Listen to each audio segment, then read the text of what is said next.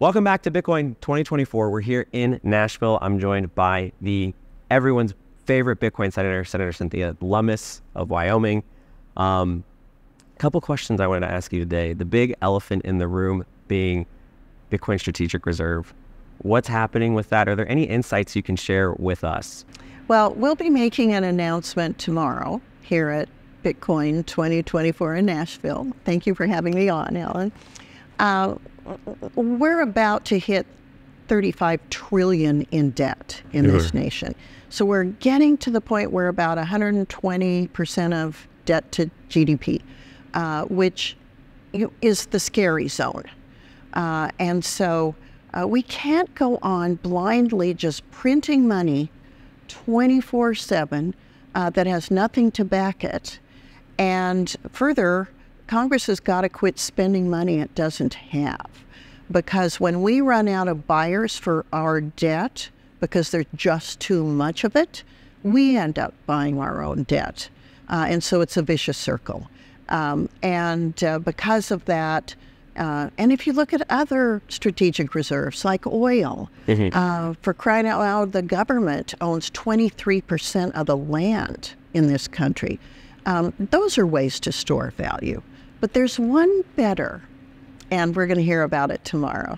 I'm very, very excited to hear what the news is going to finally be. I think everybody has a general idea, but the more interesting aspect that I have found is just the eyes from the political sphere are just so hyper-focused on Bitcoin all of a sudden. And I know the current administration obviously hasn't had the most pro-legislation. You've done a fantastic job at doing bipartisan efforts, specifically with Christian Gillibrand. But Trump, has said a lot of pro-Bitcoin things.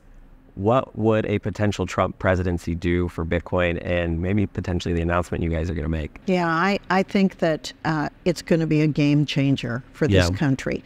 I think he will appoint people to the Federal Reserve, the Treasury, the Office of Comptroller of the Currency, the SEC, the Commodity Futures Trading Commission, the FDIC, all of those alphabet soup agencies that have business in the digital asset space and Bitcoin in particular, just in a knot.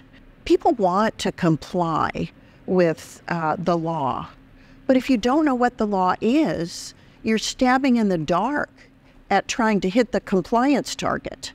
And now the SEC in particular decides they're going to slap people with fines and enforcement actions without ever actually telling them what the rules of the road were. And that's got to stop. That's no way to innovate. President Trump is a pro-business innovator, and he is going to demand that his agency heads take their agencies in that direction. Do not stifle innovation with regulation. Furthermore, I think he's going to help shape legislation that can last far into the future, that will lay that opportunity framework for innovation. Yes, we want to protect consumers. Yes, we want adequate disclosures so consumers can make wise investment decisions for themselves. But we don't want to regulate in a way that limits innovation. This has been the most innovative country in the world ever. And to lose that because we've lost sight of our own core values, our own innovative skills, our own ability to assess fundamental fairness, whether it's in our individual personal lives or in our business lives. So President Trump really has those embedded core values, and he will make sure that they are carried out in the executive branch of government. It's going to be very different in tone and in practice. I'm so here for it. I'm excited to see what comes from it. I know, like I mentioned earlier, Trump presidency is going to be super great. It's super exciting to see the Republican Party just embrace Bitcoin on a very pro platform. I know the Democrats are also, kind of shifting their tone a little bit, or at least there are Democrats that have tried to. Is it important for Bitcoin to be bipartisan in nature? It is, because at least in policy making, in the Senate, you can't get anything done without 60 votes. Yeah. And neither party is going to have 60 votes in the next Congress, although hopefully the Republicans will be in the majority. So it's very important to identify pro-growth, pro-business Democrats.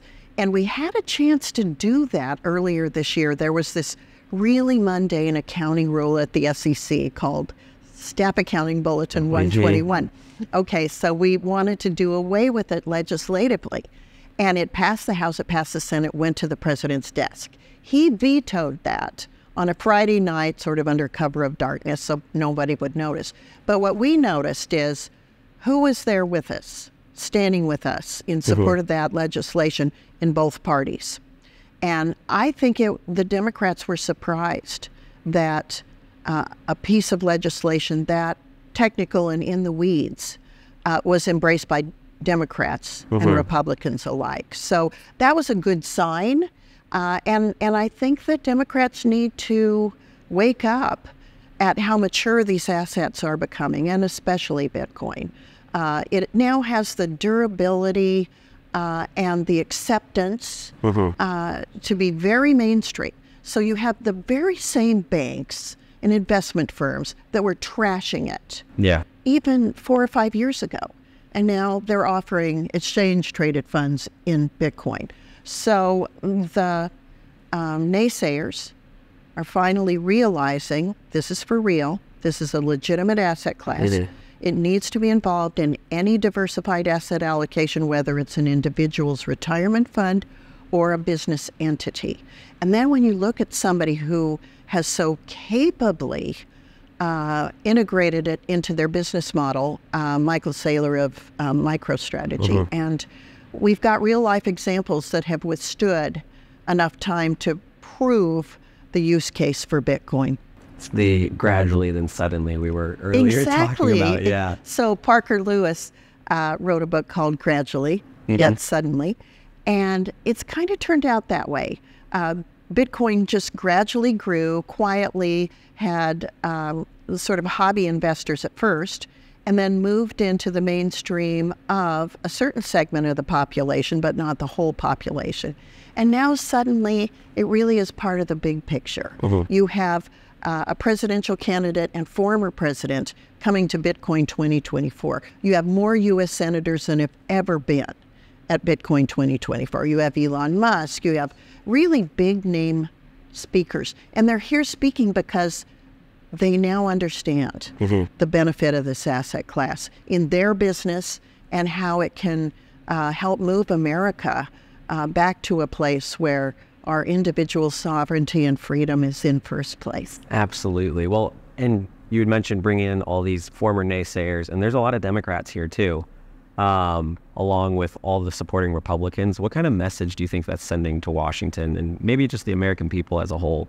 Yeah, I think for Washington, it's time not to oppress this asset class. They've been trying to hold it down in back rooms in agencies by faithless bureaucrats, as well as, people like Elizabeth Warren, who is very open about her opposition in this asset class.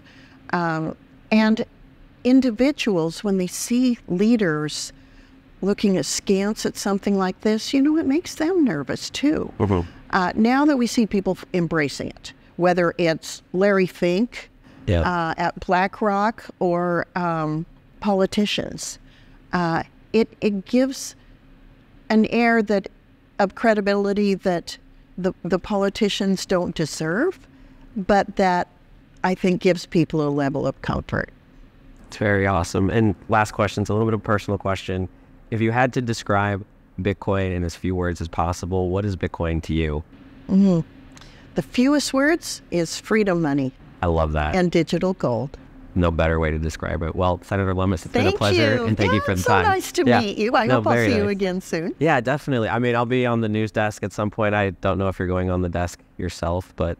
I don't know either. I go where I'm told to go. It's like, talk to that person. Yeah, definitely. Well, I'm sure you'll be at other Bitcoin conferences too, and I hope we can do this again. I'll look forward to it. Thank you. You're very genuine too, which is nice. I've talked to other senators sometimes, and things are like, I was talking to your people here, I was like, do I got to submit the questions? Usually they're like, they don't just come in and freeball stuff. Well, I appreciate that. This subject is more near and dear. Yeah. If I was talking about, railroad regulation, I might not be as conversant. That's fair. But this was fun. Yeah. Well, I mean, you're the OG. You've been the champion in our corner for the longest time, and none of us forget about it. So I'm thankful for it. Yeah. Thanks very much. Well, again, it was a pleasure. Yeah. Likewise. Thank you. Yeah. Take care. This is the Bitcoin Reserve Bill.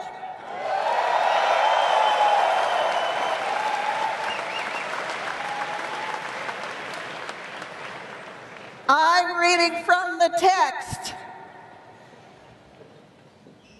In the Senate of the United States, to establish a Bitcoin strategic reserve, a network of secure storage vaults, purchase program, and other programs to ensure the transparent management of Bitcoin holdings of the federal government.